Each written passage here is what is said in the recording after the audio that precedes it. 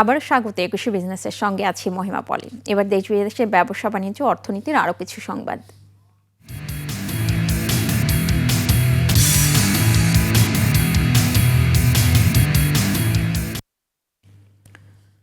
শরিয়া ভিত্তিক ৫ ব্যাংক মিলে গঠিত হওয়া সম্মিলিত ইসলামী ব্যাংকের নতুন ব্যবস্থাপনা পরিচালক আবেদুর রহমান শিকদার চলতি সপ্তাহে দায়িত্ব নিতে পারেন। সরকারের পক্ষ থেকে এমডি নিয়োগের পর বাংলাদেশ ব্যাংক ইতোমধ্যে তার নিয়োগ অনুমোদন করেছে। এমডি দায়িত্ব নেয়ার পর জোরদার হবে একীভূতকরণ কার্যক্রম। এদিকে এমডি দায়িত্ব নেয়ার পর একীভূত হতে যাওয়া ৫টি ইসলামী ব্যাংকে দায়িত্ব পালন করা প্রশাসকদের সরিয়ে নেয়ার পরিকল্পনা করছে বাংলাদেশ ব্যাংক। বাংলাদেশ ব্যাংক সূত্রে জানা যায়, সফটওয়্যার একীভূতকরণ কার্যক্রম শেষ হওয়ার পর গ্রাহকদের আস্থা ফিরিয়ে এনে নানা ধরনের আমানত ও ঋণ প্রকল্প চালু করবে সম্মিলিত ইসলামী ব্যাংক। আমানতকারীদের টাকা ফেরত দিতে ব্যর্থ হওয়ায় শরিয়া ভিত্তিক এক্সিম সোশ্যাল ইসলামী, ফার্স্ট সিকিউরিটি ইসলামী, গ্লোবাল ইসলামী ও ইউনিয়ন ব্যাংক মিলে সম্মিলিত ইসলামী ব্যাংক গঠন করা হয়েছে।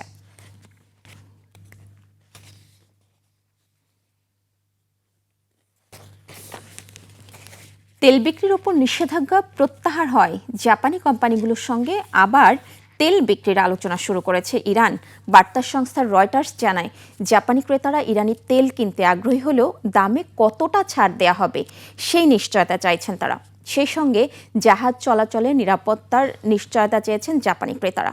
তেহরান ও ওয়াশিংটনের মধ্যে চলমান ৬০ দিনের শান্তি আলোচনার অংশ হিসেবে গত ২২ জুন থেকে ইরানি তেলের উপর নিষেধাজ্ঞা সাময়িকভাবে তুলে নেওয়া হয়। এর মেয়াদ শেষ হবে আগামী ২১ আগস্ট। রয়টার্স জানায়, জাপানের ৩টি প্রতিষ্ঠান ইরান থেকে অপরিশোধিত তেল কেনার সম্ভাবনা যাচাই করছে। আলোচনা সফল হলে ২০১৯ সালের পর এই প্রথম জাপানি ইয়ানি তেল রপ্তানি হতে পারে।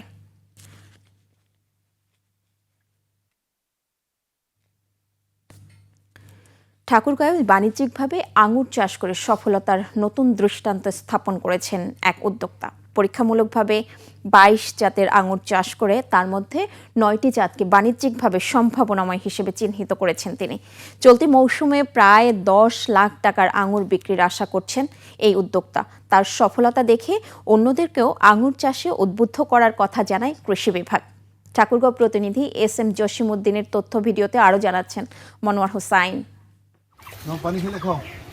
বাড়ির কাঁচা পথ, পুকুর পার আর উঠানে সবুজের সমারোহ, মাথার উপর বাঁশের মাচায় ঝুলছে থোকায় থোকায় আঙুর। এই দৃশ্য পীরগঞ্জ উপজেলার ঝলঝলি বসন্তপুর গ্রামের উদ্যোক্তা আবুল কালাম আজাদের বাড়ির। শখের বসে ৭০টি গাছ নিয়ে যাত্রা শুরু করলেও বর্তমানে তার বাগানে রয়েছে প্রায় ১২০০ আঙুর গাছ। দ্বিতীয়বারের মতো ফলন দিয়েছে গাছগুলো। থোকায় থোকায় আঙুরে ভরে উঠেছে বাড়ির পথ ও আঙিনা। বাগানে রয়েছে Baikonur, Apollo, Dixon, Greenlong, black ruby, black Jambu, Sultana, Anushka সহ ২২ জাতের আঙুর। এর মধ্যে অন্তত ৯টি জাত বাণিজ্যিকভাবে চাষের উপযোগী বলে জানিয়েছেন উদ্যোক্তা। প্রতিটি গাছ থেকে ৭ থেকে ৮ কেজি পর্যন্ত আঙুর পাওয়ার আশা তার। আর আঙুরের বয়স থাকবে আপনার ৫০ হতে ৪৫ বছর জীবিত থাকে আঙুর। যত বছর বয়স হবে তখন কিন্তু ফলন বেশি হবে। এবার ধরেন ২০ কেজির মতন ফলন হবে গাছ প্রতি, আর সামনের বছর হয়তো ৪০ কেজি ৫০ কেজি পর্যন্ত ফলন আসবে। চলতি মৌসুমে ৯০ থেকে ১০০ মণ আঙুর উৎপাদনের আশা করছেন তিনি। আবুল কালাম আজাদের এই সফলতা দেখতে প্রতিদিনই ভিড় করছেন অনেকে। আঙুর চাষে আগ্রহের কথাও জানান তারা। সবাই আসতেছে দেখতে, খুব মজা পাচ্ছে, মানুষ খায়ও, খুব মজা লাগতেছে আঙ্গুর ফল। আমি এই বাগান থেকে অনুপ্রাণিত এবং কি আমি নিজে উৎসাহিত হয়েছি। আমি নিজে এখান থেকে চারা নিয়ে যাব, চারা নিয়ে যাই চাষবাস শুরু করব। আঙুর চাষ সম্প্রসারণে কৃষকদের উদ্বুদ্ধ করার পাশাপাশি প্রয়োজনীয় পরামর্শ দেওয়ার কথা জানান কৃষি বিভাগ। কৃষি ব্যবসাটা তো মূলত হচ্ছে যে টেকসই হওয়ার উপরে নির্ভরশীল।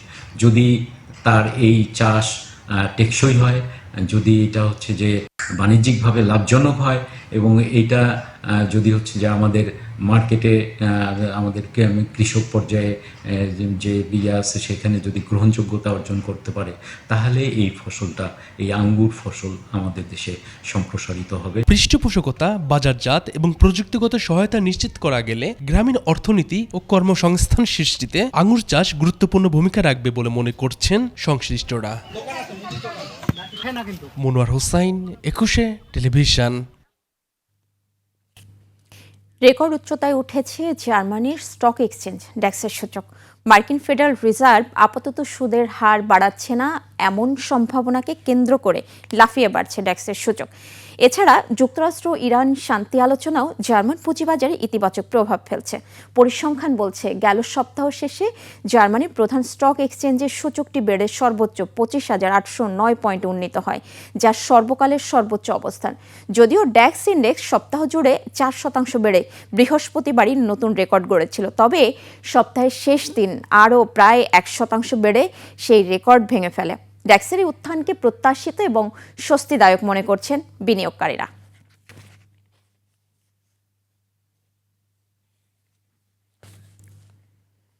জানাবো ডিজিটাল মুদ্রা বা ক্রিপ্টোকারেন্সির খবর। দর্শক, তার আগে এ বিষয়ে কিছু তথ্য তুলে ধরছি। ক্রিপ্টোকারেন্সি একটি ভার্চুয়াল মুদ্রা। ক্রিপ্টোকারেন্সির সম্পূর্ণ ধারণাটি আসলে দাঁড়িয়ে আছে ক্রিপ্টোগ্রাফি ও ব্লকচেন প্রযুক্তির উপর। এ ধরনের মুদ্রা ব্যাংক ব্যবস্থার উপর নির্ভরশীল নয়। নির্দিষ্ট কোনো নিয়ন্ত্রণকারক সংস্থা না থাকায় প্রথম থেকেই ক্রিপ্টোকারেন্সি মুদ্রার প্রায়োগিক ব্যবহারের বিভিন্ন জটিলতা ও নানা সমস্যা নিয়ে সতর্কবার্তা প্রশ্ন তুলে আসছেন বিশেষজ্ঞরা।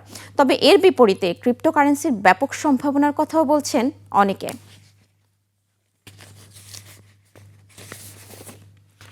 ভার্চুয়াল জগতে বেশ কটি ক্রিপ্টোকারেন্সি খুবই জনপ্রিয়। এবার জানিয়ে দিচ্ছি কয়েকটি ক্রিপ্টোকারেন্সির সবশেষ মূল্য পরিস্থিতি। ক্রিপ্টোকারেন্সির মধ্যে সবচেয়ে বেশি মূল্য বিটকয়েনের। প্রতিটি বিটকয়েন লেনদেন হচ্ছে ৬২,২৫১ মার্কিন ডলার। বিটকয়েনের বাজার মূলধন $১.25 ট্রিলিয়ন। দ্বিতীয় স্থানে রয়েছে ইথেরিয়াম। এটির দাম ১,৭৬২ মার্কিন ডলার। ইথেরিয়ামের বাজার মূলধন $212 বিলিয়ন। টেথার আছে তৃতীয় অবস্থানে, বাজার মূলধন ১৮৪ বিলিয়ন মার্কিন ডলার। ক্রিপ্টোকারেন্সির মধ্যে বাইন্যান্স বাজার মূলধন $৭৬ বিলিয়ন। এটির অবস্থান চতুর্থ। র্যাঙ্কিংয়ে এক্সআরপির অবস্থান পঞ্চম। এক্সআরপির বাজার মূলধন $৭০ বিলিয়ন। দর্শক, জানিয়ে রাখছি, বাংলাদেশে ক্রিপ্টোকারেন্সির কোনো আইনি বৈধতা নেই, অর্থাৎ এটি অবৈধ। নিচ্ছে একটা ছোট্ট বিরতি। বিরতির পর পাট ও পাটজাত পণ্যের রপ্তানি পরিস্থিতি নিয়ে আমরা কথা বলবো বাংলাদেশ বহুমুখী পাট পণ্য উৎপাদক ও রপ্তানিকারক সমিতির সভাপতি রাশিদুল করিম মুন্নার সঙ্গে। ততক্ষণ সঙ্গেই থাকুন।